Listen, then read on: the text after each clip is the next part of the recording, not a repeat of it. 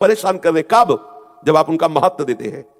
अगर आप तत्काल बस साधक का इतना ही होता है, अंदर से ऐसे किया, इसका कोई महत्व नहीं, आगे लग गया, नामबाड़ी में लग गया, नामबाड़ी में चित्त को लगा। आप देखो तो करके, थोड़ी देर जलन हुई, शांत हो गया, फिर जो जलन आई थी वो जलन अगली बार कम आएगी, फिर और कम आएगी, फिर और कम आएगी, फिर एकदम खत्म हो जाएगी। एक दिन ऐसा होगा कि आप समस्त विषय भोगों के बीच में रहते हुए आप निर्मल रहेंगे।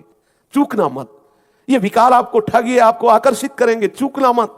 मैं जलना पसंद करूंगा, परमार्थ भ्रष्ट होना नहीं। ये स्वीकार करो, हृदय से स्वीकार। उदास मत हो, उसके द्वारा दी हुई सलाह को मत मानो, वो दुश्मन है। ये विकार आपका स्वरूप नहीं है, विकार आपकी मांग नहीं है। विकार आपको परास्त तभी करता है जब आप अपने में देखते हैं, अपनी मांग मांग लेते हैं, अपनी आवश्यकता मान लेते हैं, तब। विचलित होना हमारे जीवन में नहीं होना चाहिए।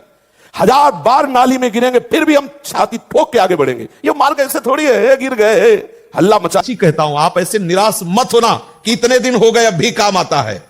एक दिन वो समय आएगा कि तुम ऐसे छाती ठोक के कहोगे कि किसी की ताकत नहीं कि हिला दे। सच्ची मानना, सच्ची मानना।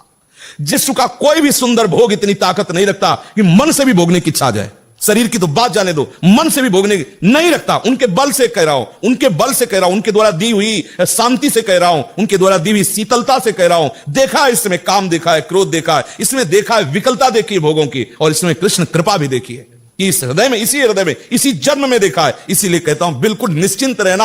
आज भी तुम्हारा हर मैसेज डिलीट हो रहा है, तुम आगे बढ़ रहे हो, और जब वहां पहुंच जाओगे जहां पहुंचना है, सच्ची कहता हूं, सच्ची कहता हूं, जिन विषयों के लिए हृदय मचल जाता था, उन विषयों के सानिध्य में स्मरण भी नहीं आता कि ये भोगने की चीज है, ये सुख लेने की चीज है। सच्ची मान लेना।